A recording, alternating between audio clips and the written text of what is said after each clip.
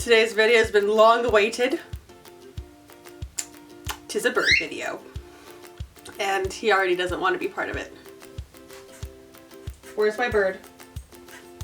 I hear him. He's in the dark somewhere because he goes when he's scared and he can't see. So I know he's in the dark somewhere. Excellent. Bird, I need you. This is your video. Where are you? He won't be able to fit back there. Is he back there? Oh my God, he's under my step. I can hear him. Oh my God, you are in there. What are you doing?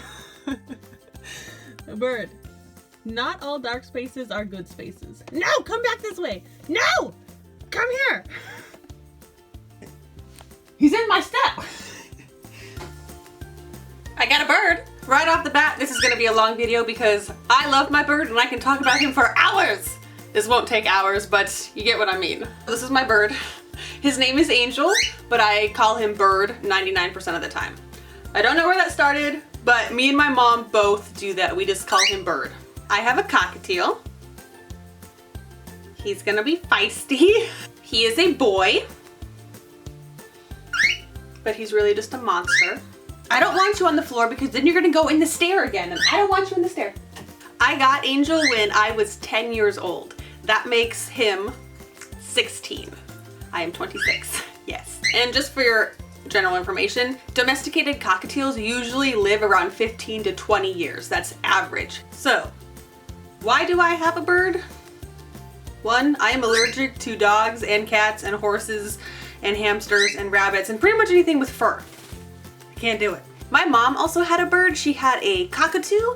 They are quite a bit bigger and they have a yellow crown. His name was Alfie. She bought him at a garage sale from a family that was moving.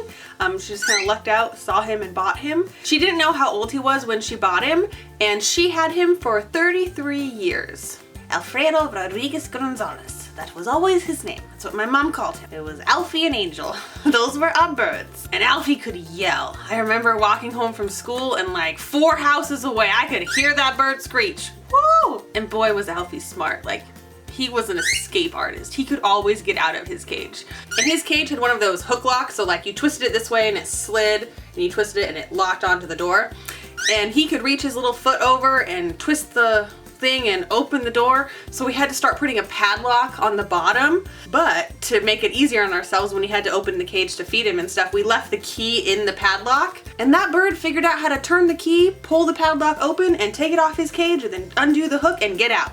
I remember coming home from school one day and Alfie was sitting on the couch.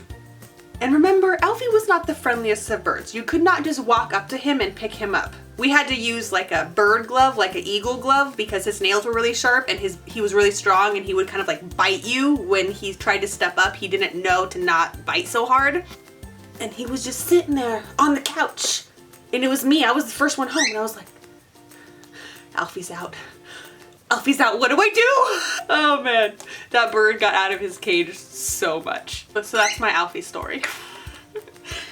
I miss Alfie a lot. I feel like I was in high school, maybe middle school, when Alfie died, so I did grow up around birds. So for my 10th birthday, my grandparents actually surprised me with a trip to the bird store, and I brought home this lovely creature. We bought him, I helped, no I didn't. They bought him from Tom's Farms, and he was very young when I bought him. He was right at the age that they were allowed to sell them, so he pretty much grew up and was raised with me and my family. And you will notice my bird is extremely sociable. He loves meeting new people and interacting with humans and other birds, and that can be attributed to the fact that he was hand-raised. So birds can be hand-fed or hand-raised or not. Hand-raised meaning that they were actually raised with humans feeding them and interacting with them from a very young age. So because of that, they're very accustomed and comfortable with people. A bird that was not hand-raised will probably not be as social or as friendly. And of course, hand-fed birds are a lot more expensive because of that. All right, he's gonna go away, apparently. In case you just noticed, I don't trim his wings very often. His cage is in my room and he never leaves my room, so I don't really need to trim his wings to limit his flight. When my mom babysits him, she lets him around her entire house, so she does trim his wings just so he doesn't hurt himself by flying into a window or something. If you live in a big space, it is better to clip your bird's wings so they don't accidentally hurt themselves. Accidentally? What the heck was that? If you live in a bigger house, it is better to keep your bird's wings trimmed. That way they don't hurt themselves by flying into a window or a screen door. It can be very dangerous. But my room doesn't have any windows and he can't go anywhere else, so I do not keep his wings trimmed and he can go wherever he wants. I also do not clip his nails. I find with how active he is and how much he walks around, they just kind of naturally file themselves down. So Angel is a very special boy because he has a broken beak. So his bottom beak is two complete separate pieces. He can actually move them apart from each other and he looks like a little predator. He's like, bah! And when he does that, you can see the two actual pieces. There's actually a decent chunk of skin there, so his beak will never repair itself. I know I was in high school when it happened, so I think his beak has been broken for about 12 years. It was an accident. What happened was the bottom part of his beak actually got stuck on his cage. So this is actually where his beak got caught. It got stuck on this hook of the door. When it happened, it was actually pointed more straight out. We bent all the doors in more after he got stuck and hurt himself to make sure it didn't happen again. I don't really know what happened. It happened at night. He actually just started screaming and flailing around and it woke me and my mom up, and he was just stuck to his cage. Don't know how it happened, how he managed to get like that. We had to reach in and get him off and we went right to the hospital. And for a few months, the beak actually just grew crooked. It was a scissor beak where it just kind of grew out to the side. And then after a few months, it split and it has been like that ever since. And sometimes when accidents like that happen and a beak splits, sometimes it will actually grow out and correct itself. Unfortunately, his just never did. I'm gonna put this back because your little nails kind of hurt me. Hot. So you can see him kind of attack me. Because his beak is broken, he has no power. He has no bite grip, so he can't hurt me at all. Typically, cockatiels can hurt you. They will draw blood if they bite you hard enough. He's just special and he's no threat to anyone.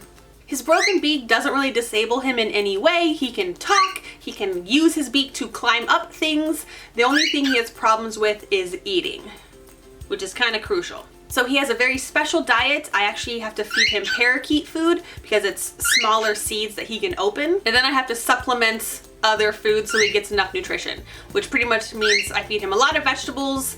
I would feed him fruit, but he does not like fruit. I can't get him to eat any fruit. And he pretty much eats anything I eat. Whatever I'm eating for dinner, he'll eat with me. And he loves it. Like, he loves spaghetti. And anything I do feed him has to be crushed up or in small pieces so he's able to eat it. So when I give him nuts or crackers or anything, I have to squish it up in a bowl before he's able to eat it. Even vegetables, like carrots, have to be pretty much grated for him to be able to eat it. So you will notice, besides being broken, his beak is overgrown. So just so you know, birds' beaks are kind of like fingernails or antlers. They continuously grow throughout the bird's entire life. So most birds grind their beak down naturally. They either grind the two pieces together or they rub it against rough surfaces to keep it the right length. If you think about a normal beak, it has lots of power to bite through nuts and seeds and also to grind itself, to like file itself down. His bottom beak is two pieces.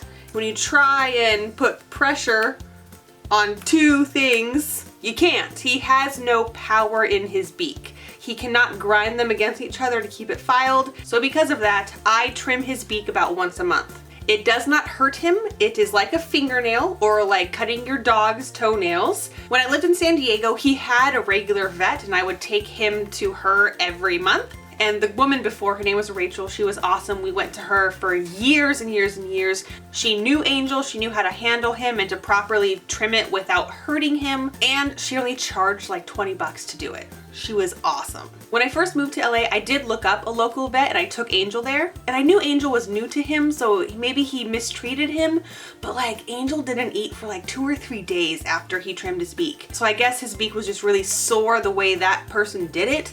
I don't know, I just never never went back. And I did call around to other aviary specialists, but they were all charging like 60 bucks for me to trim his beak. And that's every month. I'm Ms. Rachel and my $20 beak trim. A long time ago, Rachel did show me how to trim his beak with they're kind of like nail clippers. So ever since I moved to LA, I just do it myself. And besides the injury of his beak breaking, the only other accident he had is he has had a broken wing. Again, it happened while I was away at work. I just came home and his wing was laying funny. I don't know how he did it. Took him to the vet and it was broken. It's been about 2 years, three years since he broke his wing, and still they lay a little uneven. Like one of his wings is lower than the other, but he can fly normally. It doesn't hurt him at all. They just kind of sit funny. So this is his cage. It sits right here on the floor so he can crawl up and down as he pleases. And there's a large piece of paper under it to catch most of the poops that he poops on his cage.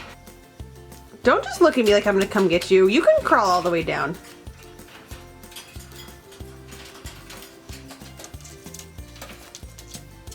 So there's a little clip over here where I put millet, which is like treats or candy for the birds. He's got his stone right here, which they like to chew on. His bell, which he loves, but I hate. Another chew toy, which he cannot chew, but he likes to play with it. And his disco ball with another bell that he loves. And this thing over here is actually a little globe. It's just a keychain.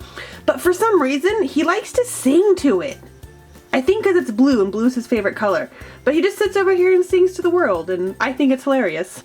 This is his food and his water. This down here is just a box of extra supplies, so like extra blankets, his beak trimmer, extra food, his millet, everything goes in there. And this is his travel cage. It's just small, so when we need to go to the vet or something, I just put him in this to easily transport him. And that back there is the only window I have in my entire room. See how tiny it is? And he's right here, right next to it, so he gets some daylight. And his cage is actually kind of small for his size of bird, but he's never in his cage, so I never found a need to buy him a bigger one. So that's usually where he sits, is right there on top of his glove. Usually when he's ready for bed, he'll actually go sit in that corner over there, kind of by the guitar. Yeah, there he is, sitting in the corner. He's ready for bed. But he just sits there all fluffy and happy with his glove. So training wise, again, I was very young when I got him, so it was my mom who actually did the majority of his training. He says a grand total of 3 words: pretty, bird, and angel, usually in that order. He's kind of like Groot, except it's not I am Groot, it's pretty, bird, angel. And then he makes this little squawk noise all the time. And usually when he says his name, whenever he says angel, he wants something, like something is wrong. He wants me to pick him up. He wants me to put him down. We didn't train him to do that. It's just something that he does, and I know what he wants by it. He also knows how to whistle. I do not know how to whistle. I can't do it. But my mom taught him to whistle. He can whistle a few different tunes, but it doesn't really matter because he cannot finish one tune. He just mashes them all together and sings whatever he wants. He does make little clicking noises, like, or he likes to bang his beak on the ground just to make noise. He doesn't do any tricks. The only kind of trick or game he does is shaking his feathers when we go.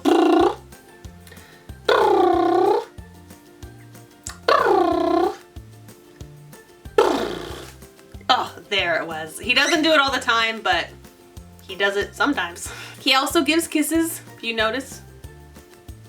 He's kind of aggressive right now, but he does kiss you. Yeah, so birds are highly, highly trainable. Like, I'm sure you've seen bird shows at like the zoo or the wild animal park. They are really smart and can do a lot of different tricks or talking or whatever. So like a good example of this is most people, when they see a bird, they will put one finger up for the bird to like step up. But we actually trained him that one finger means no, you've been bad. So he will not step up on one finger. And a lot of times when I have friends over or family that don't know that or not accustomed to him, they will try to pick him up with one finger and he attacks them and I'm like, sorry. So to pick him up, we always use 2 fingers or a flat hand. So you're probably gonna go back through all my social media and all my videos and you're gonna see how I pick him up all the time. It's never one finger. I always pick him up usually with a flat hand. sometimes 2 fingers. He's usually more receptive to a flat hand, but that's just him because that's how we trained him. We also taught him that sitting on top of your head is bad. So when he's flying around the room, he'll usually land on my shoulder or on my back. He'll never land on my head because we taught him, don't do that. I don't even think he'll step on my head. Yeah, he won't. He knows that's not where he's supposed to be. Personality-wise, he loves dark spaces. As you saw, he found his way underneath my stair. He also really loves the color blue, and he likes anything that's stripy. Don't know why, but he's attracted to stripes. And his favorite thing in the entire world is the UV glove. It's probably because it's kind of stripy, but he loves this thing. Do you see him? He's like, oh, my UV glove's over there. Oh, it's down there. He's like, oh, my UV glove's down there. Hi. I do not know why he loves this thing so much. He just does. He also likes socks. And actually, that's kind of common amongst birds to like socks. It doesn't even have to be on my feet. It can be laying flat on the floor. He just likes socks. He also doesn't like to be upside down. Some birds like to play on the top of their cages and swing upside down, or let you hold them and hold them upside down. No, he hates that. He will not let you touch his back or his wings, and he does not like to be upside down. And when he sits right here, this means he wants to get pet. I notice it's common for pretty much every other bird. When they want to get pet, they bang their head down like, pet me. He does not do that. He sits right here, or he'll climb down my arm, like next to my face, and that means pet me. But then he bites me, and all birds do that too. They sit here and pretend like they want to get pet, but then they bite you. What are you doing? Like, why do you want to get pet if you're just gonna bite me? I really don't understand what goes through his brain half the time. He also prefers men over women. Actually, this is pretty common for birds to do. And again, birds are very different from other pets. You can't just pick out a bird and assume it's gonna like you. Sometimes birds just have personalities and they prefer one gender to the other. So if I have a group of friends over or a lot of family over, he will go to men over women. Don't know why. I'm the one who feeds you and loves you and plays with you every day. We can also talk about playing and activities, because again, every bird is going to be different, and how you raise your bird or interact with your bird is going to vary. So as far back as I can remember, even coming home after elementary school, if we were home, he was out of his cage. So he learned that whenever someone is home, he gets let out of the cage. And if you don't let him out of the cage, he will scream and ring his bell and make a fuss, because he doesn't like being in his cage. He likes to be out and be social and climb on the back of the couch and walk across the floor. He's used to being adventurous and having space and doing whatever he wants. If you keep your bird in the cage for the most of the time, that's fine. It's just that's what they're gonna be accustomed to. And again, I don't have other pets that could eat him or harm him. It's just him. I have no other birds, no dogs, no cats, nothing. He has free reign of my room. He does whatever he wants. And a lot of the times I'm not watching him. His cage sits on the floor. He can climb down off his cage and walk anywhere he wants. And that's why I lose him sometimes, because he likes dark spaces and I just can't find him. I don't know if all birds are like that. Do all birds like dark spaces? Does your bird like dark spaces? Tell me. So yeah, he's very independent and adventurous because that is what he's used to doing. He's also pretty aggressive. Like, if he doesn't want to get picked up, he mean. But like, his beak is broken and he knows he's not threatening in any way. Like, he knows he can't hurt me. So I think that is why he is more aggressive. If his beak wasn't broken, he could easily pierce my skin and make me bleed, and I would pull back. But I really think because he knows he's not a threat, he is more mean and tries to bite me more often because he knows it doesn't do anything. And I say that because when I was little, I don't remember him being like this. And maybe it's just because he's old and he's getting cranky like a grandpa, or it's just because he knows he's not a threat and it doesn't do anything. I don't know. Maybe this happens to all birds in old age, but he is definitely more feisty than I ever remember him being as a kid. Also, birds need a lot of attention and they hold grudges really bad. They're not like puppies. Like if you go to work and you come home, the puppy's happy to see you. Or if the puppy was bad and you punish him and you put him in his cage or whatever you do to punish your dog, and then you let him out and he's happy, he's like, oh yeah, I'm out, I love you. Birds are not like that. Nope. Usually the longest I'll leave him alone is 2 nights. I'll set out extra food and an extra water dish in case he poops in one, bird things. But when I come home, he is not happy to see me. He wants out of his cage, but he doesn't want to be on my shoulder. He doesn't want me to pick him up. He's mad at me. And he stays mad for at least a whole day. What were some other questions people asked? The main question I got asked was about bird poop. So yes, birds poop. And they can be potty trained, especially for birds like him who are out of his cage a lot. There's usually not a place that he can get to all the time to be potty trained, but it is doable. I just didn't do it with him when he was young. So yes, he poops anywhere he wants. And birds poop so much. Like, I don't understand how a little thing can produce so much poop. And there's poop right there. And right there, and some over there. And he's tiny. His poops are half the size of a pea. Like, they're tiny, but he poops probably twice an hour. That's a lot. So I can't stop him from pooping. When I'm working on costumes, he has pooped on them before. He's pooped on my patterns. He's pooped on my fabric. He's pooped on my finished costumes. Yeah. There's usually a lot of poop right here on the floor because that's where I sit on my computer and edit. And here's where I'm filming, and you can see as I've been sitting here, there's 2 poops on the floor. Ah! There is a silver lining. Most birds, as you get to know them, will give you a sign that they're ready to poop. So his telltale sign that he's gonna poop is he does a butt wiggle. He'll kind of put his butt, like his tail, he'll go down and back and wiggle. That means he's ready to poop. And it's coming quick. You only got a few seconds to pick him up and put him on his cage. So sometimes I can get him back to his cage so he poops on his cage, but a lot of the times I don't. I do have a very open relationship with my bird. He's not always with me. His cage sits on the floor so he can walk wherever he wants at any point. So sometimes he'll climb down and walk over to my closet and I'm not watching him. I don't even know he's going in there, and he'll poop in there. And then he'll come back out to his cage and I'll never know. So sometimes I just find poop places. But if I see him poop, I pick it up. Just take a tissue and wipe it up. But if I don't see him poop, then yeah, poop sits there. But bird poop doesn't smell, it doesn't attract flies. When it sits there, it dries up. It just becomes hard and solid. So like, yeah, it's not good that I leave it there, but sometimes I don't know it's there. If it has been sitting there and I didn't know about it, I use baby wipes to clean up the poop. As a bird person, I'm kind of used to it, and every bird person will tell you when you first get a bird, it's gross, you hate the poop, you change your shirt immediately, but as you grow with your bird, you just get used to it and it doesn't faze me at all. I think I've gone over all of the questions. Seriously, all of the questions were just about bird poop or how old he was and how long I've had him and how often I play with him. So pretty generic questions, honestly. Pretty good. Oh, good stretch.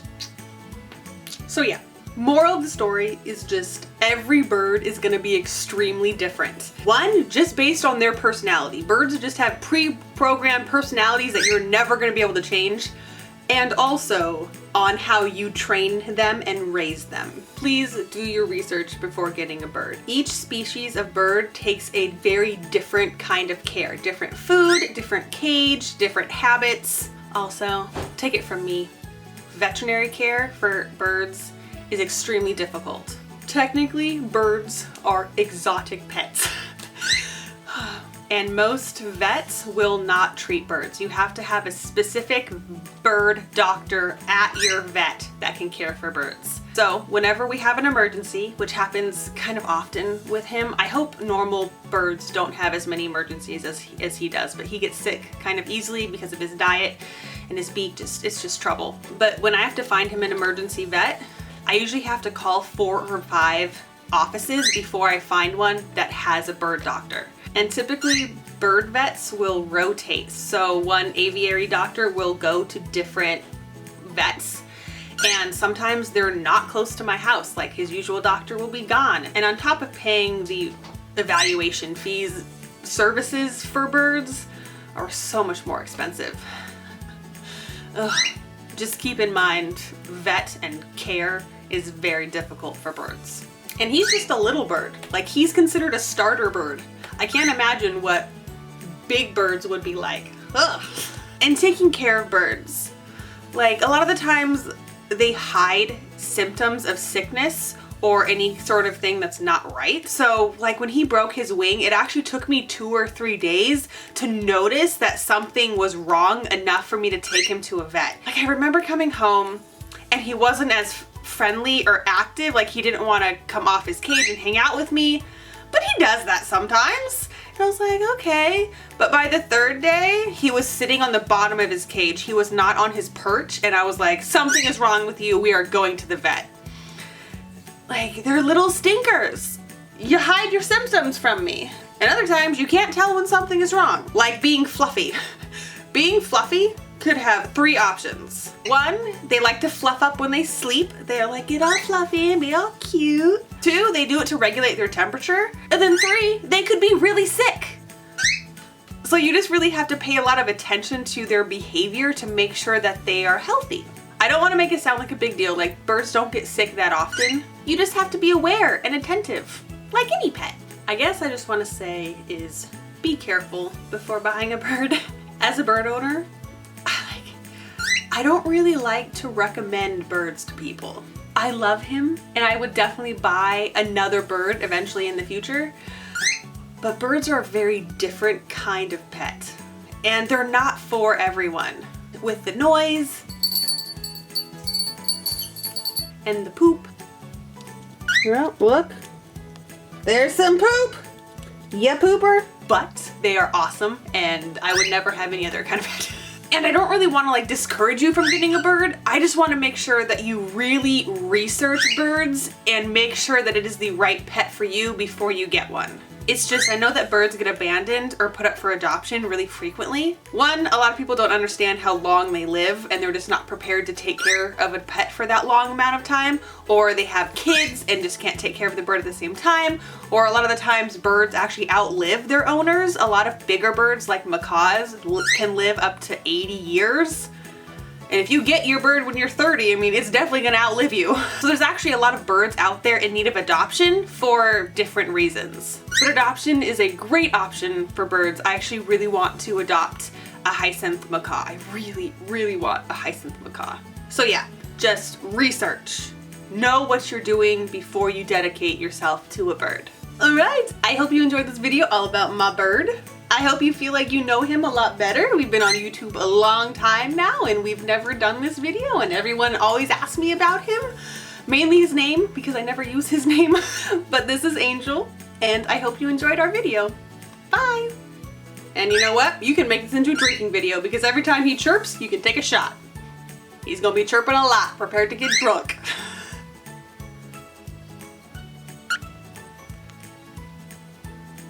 I will have you know that to keep him happy, I actually have the UGG glove right here sitting on my chest, so he will stay here. And I'm not 100% whoa, cannot talk today.